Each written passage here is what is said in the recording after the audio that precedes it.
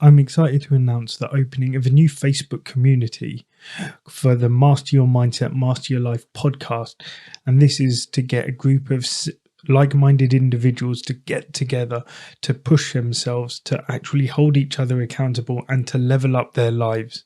I talk about making a positive impact in the world, and this is how I'm hoping to do that. So, if you're interested in joining, jump on Facebook, look for Master Your Mindset, Master Your Life, and see if you can join the group. Otherwise, drop me a DM on Instagram at just.live.coaching and I'll send you the link.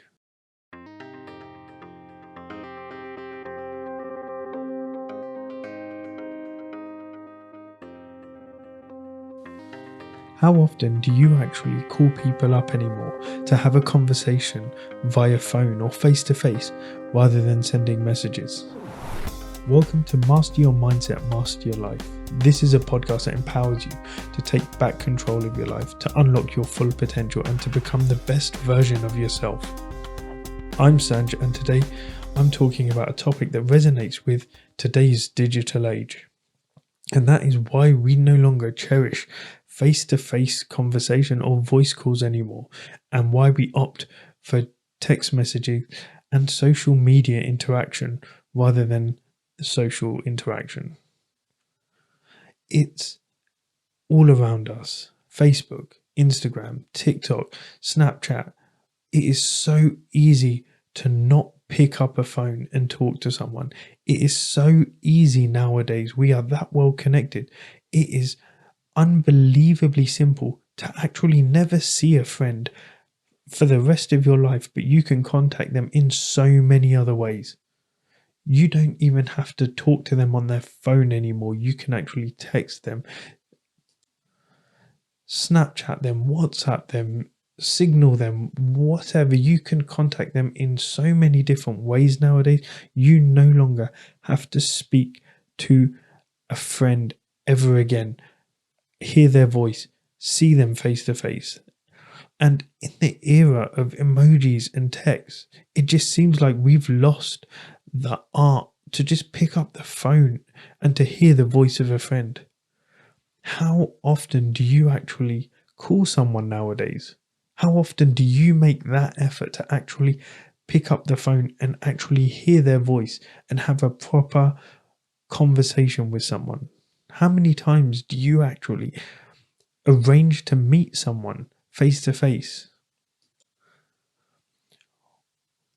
We find ourselves leaning more towards the convenience of text and social media updates to find out what's going on in our friends' lives, in our acquaintances' lives, rather than actually picking up the phone nowadays.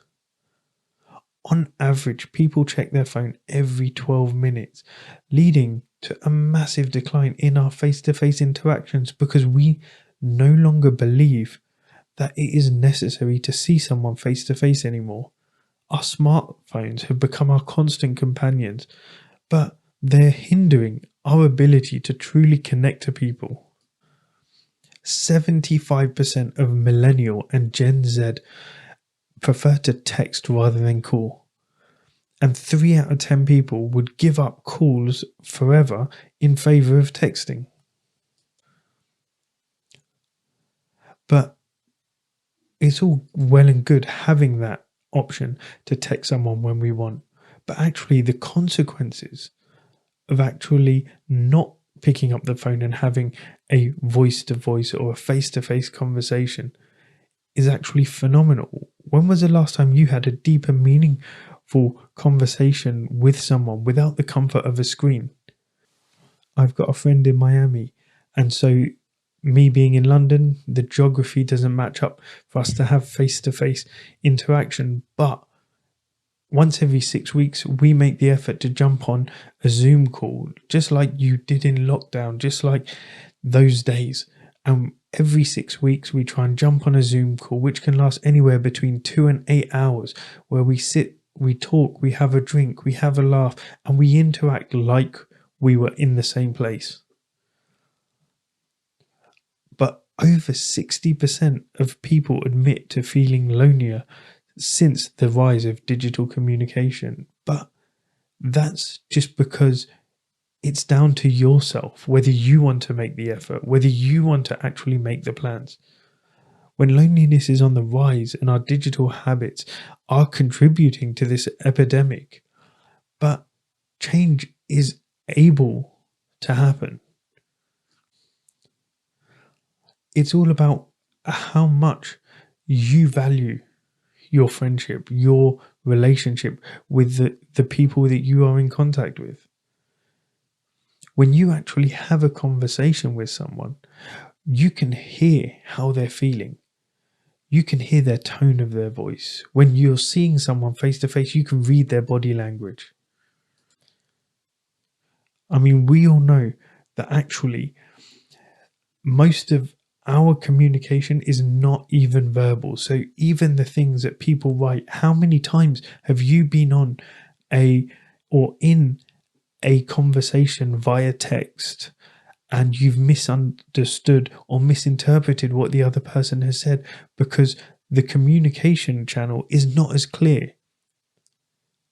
55% of your communication is visual, 38% is vocal, and 7% is verbal. So by just using text, you are only getting that 7%. So what do you think that's doing to your relationship? What do you think that's actually causing between you and the people that you're contacting? When you actually pick up a phone and speak to someone, you can tell by the tone of their voice. If you're in face to face with someone, you can see by their body language if they're struggling, if they're not having a good time. You can see if they're in a bad place, or if you see them and they're happy, they're vibrant, you can see that they're in a really good place. But via text message, you don't get that interaction. You don't get that quality of conversation. So we need to make sure that social interaction is a priority. Yeah, so we need to actually make time for these people. If they're that important to you, you should make time to pick up the phone. You should set aside 10 minutes a week, 10 minutes a month if that's all you can manage, and actually have a quality conversation with them. It will actually improve the quality of your relationship. Regular social interaction has been linked to a 50% reduction in the risk of dementia. And that's just engaging with other people. It's like a workout for our brains. It keeps them nimble, it keeps them sharp. And so if you want to, 3 ways social interaction can actually improve our lives is because it can boost our mental well-being. Socializing triggers the release of oxytocin, which is a feel-good chemical. So it helps reduce stress and anxiety. It strengthens emotional bonds because the nuances of body language and tone are lost in text. Face-to-face interactions help build deeper and more meaningful connections with people. And it also enhances your productivity. Socializing, it can provide fresh perspectives and ideas, which sparks creativity, which sparks innovation. So it actually can help you think from a different perspective where you may not get that. It may just be that odd word, that odd sentence that would be said face to face rather than written in a message. When it's written in a message, it's thought out, it's planned, but it's that ad hoc conversation. It's that impromptu conversation. It's that ad-libbed moment which could actually cause you to look at things from a fresh perspective.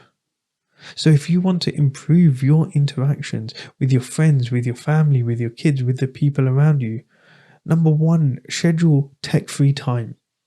When you're spending time with people, make sure there is time where your phone goes away. Yeah, make sure that you actually set up meetings for people face to face without the distractions of screens. Put in the effort to actually meet someone for dinner. Put your phone away and actually have a proper face to face conversation. Your phone doesn't need to be out. Even with family. Yeah, put your phone in another room. It doesn't always need to be there in front of you. It doesn't always need to be in your line of sight. Number 2, plan activities together. As I said, this could be friends, families. Make the time. Yeah, have game nights. Go on weekends away. Do activities together. Create lasting memories. Actually take time out of your day and make sure that you are physically there with people. Make sure that you actually have those conversations with people. Yeah, text is not a true conversation. Prioritize FaceTime. Opt for video calls over text, where you can see their reactions, where you can bounce off each other. You can see how they're responding to what you're saying, and they can see the same. When you see someone's face when you're talking to them, it actually adds a more personal touch. It's a more friendly feel to the conversation. Yeah, video calls have surged by 80% in the last year, and it just shows that there's a growing desire for more visual connections. So have a video call if that's more convenient rather than a face-to-face meeting, but wherever possible, arrange that face-to-face meeting. And number 4, if you're really struggling, join a social group, whether it's a book club, a hiking group, or running club, whatever. Participate in social activities. It provides so many opportunities for face-to-face interaction, which will help with your mental health, your mental well-being. So try it out. Try these 4 things out. Schedule tech-free time, plan activities, prioritize FaceTime, so you have video calls rather than just texting, and join social groups. In the digital age, let's not forget the magic of face-to-face conversation, of voice connections. Put down your screens and just actually make time to have those moments where your phone is not the thing that you are using to communicate. You can spend time. If someone is that important to you, or you are that important to them, you will make time. You will carve out time from whatever you've got planned to see them. And if you can't, if you don't, maybe you've got to rethink whether that relationship is something you want to continue with. Because obviously, if you're struggling to find any time to do that, then maybe they're just not that important to you. So you need to figure out as well, who are you staying in contact with just for the sake of staying in contact? And who do you actually want to make that effort for, build up those relationships, build those deeper connections with? So keep embracing the joy of genuine connections. Stay connected, stay vibrant. And I hope you take this and you get something out of it. Thank you for joining me today. If you enjoyed this episode, got something from it, let me know. Leave me a comment or drop me a DM on Instagram at just.live.coaching. My mission is just to make a positive impact on the world in 2024. And I hope you can help me by liking, by following and sharing this podcast with others. Otherwise, on Facebook, I've got a group for this podcast called Master Your Mindset, Master Your Life Community. And also for lads and dads, men, this is a group community for you if you want to start improving yourself, pushing yourself, challenging yourself and becoming the best version of you. Both communities are built to help spread positivity, build better lives, and actually find a community of people who are going to hold you accountable and push you along the way. Remember, your mindset shapes your reality. When you master it, you will master your life. Thank you.